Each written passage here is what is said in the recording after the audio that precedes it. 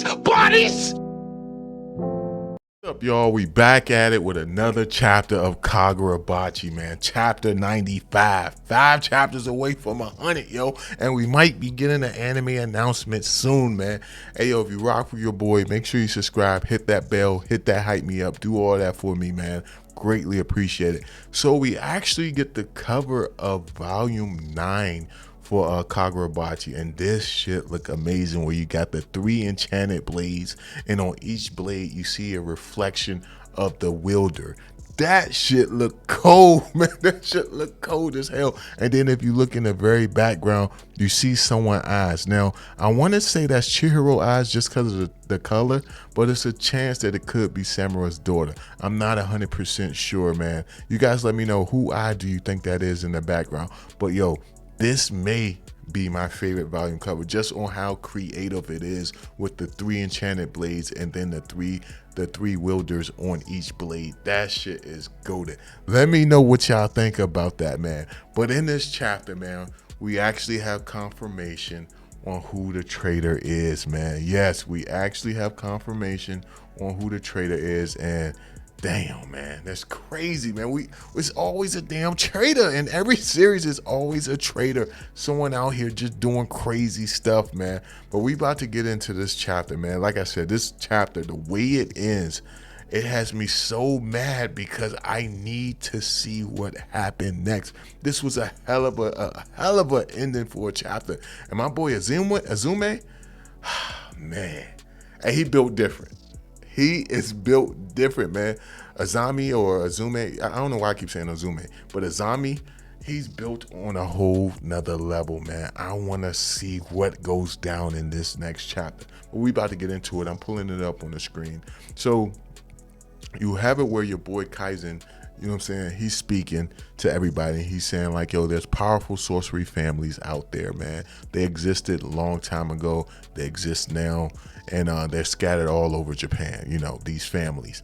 And he says like, yo, you know, people didn't really know about sorcerers, you know, throughout time. But after the war that took place 18 years ago, they kind of got into the spotlight. More and more people start knowing and learning about these sorcerers.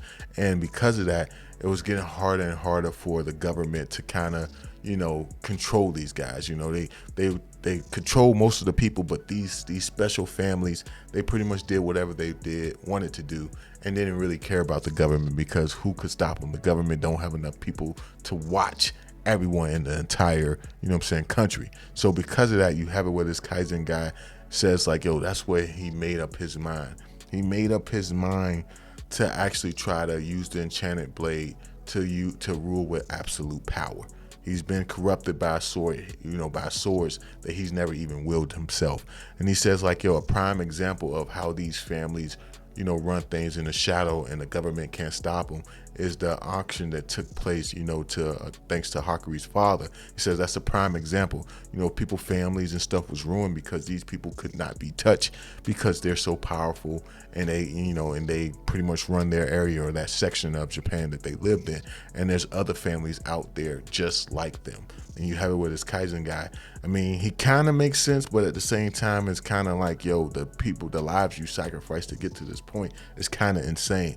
But you have it where he says absolute power will put an end to that. And so that's why he started plotting. This whole time, he remained the leader of the government so that he could get to this point where he can actually take down the sword bearer, the sword master, and claim his enchanted blade and use it to rule Japan.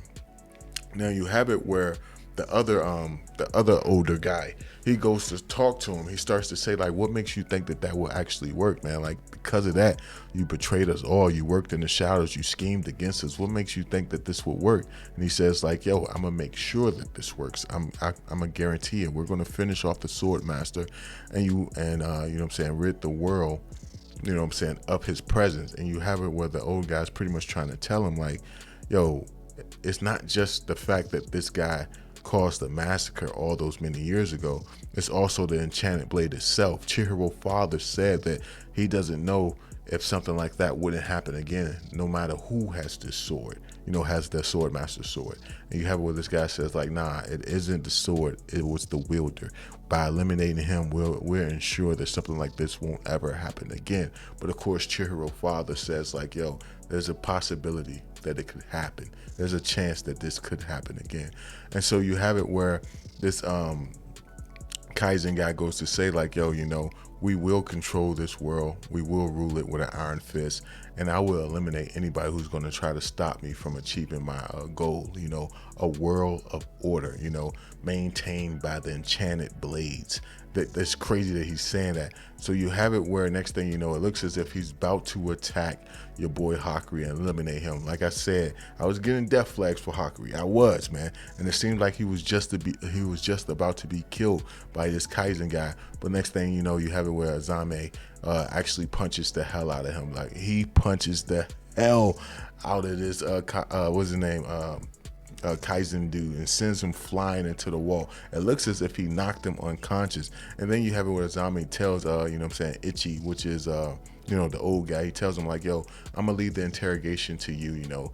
This guy, Kaizen knows everyone who's working for the Hishaku group. So, speak to him, get that information out of him, and I'm gonna go in this battle. And you have it where Kaizen look like he's unconscious, and you have it where the Ichi guy's asking, Azami, where he going. He's like, yo, I'm going to clear my head. And of course, then it jumps to Yura as he's facing off against Yoji as well as Natsuki, and he's gripping both of them by the neck, yo. And it looks like they don't stand a chance, man. This panel looked crazy as hell. And you have it where Yura says like, yo, with this power, I will trample over you two. And I'm like, yo, this shit look crazy. Next thing you know, you have it where they somehow manage to get free from Yura grip. And then you have it where Yura is thinking to himself like, yo, Hakury's father was rejecting all of this mental strain all at once. He's saying it's intense, meaning that the sword master control is just that damn powerful that Yura himself is having a problem trying to break free. And Hokuta, he's watching from afar, he's observing. It doesn't look like he's going to jump into the fight right away, maybe because he's worried that Yura can't control that power and Yura may accidentally lash out at him. I'm imagining that's the reason why. But next thing you know, you have it where your boy Yoji as well as Natsuki say like, yo, it's now or never, and they're about to go and attack Yura. Next thing you know, Yura activates Centipede, and you see it wrapping around, ripping the building apart that they're in. Of course, you got it where they're looking at him like, yo, this power is crazy. Next thing you know, you have it where Yoji managed to grab Natsuki's hair to make it so he can be able to dodge the Centipede attack. And you got it where Natsuki is kind of upset about it. And then you got the Sword Saint. They actually showing the Sword Saint, which I like Sword Master better. You have the Sword Saint or Yura saying, Sword Saint, I'll be right there ready to kill you. And as he says that, you have it where the wall gets broken in, and you have it where Nazumi walks in. He looks at your boy Yura, and he says, so what he's after is to rule. He says, with the enchanted blade, what lies beyond, I can only imagine the worst. You have it when it jumps to Kaizen, and he says, it's no use. The power of the enchanted blade is ruthless. And of course, you got it where, the Ichi guy, he starts talking about Azami, saying, where the boy Ichi is pretty much saying how powerful Azumi is and how he's on a whole nother level. He's on his own level. And he's like, yo, I'm certain he will be able to stop your boy Yura. And you have it where your boy Azumi starts like to use his hidden sorcery. Then the chapter pretty much ends where he says like, yo, you can rest easy now. He's speaking to Chihiro father.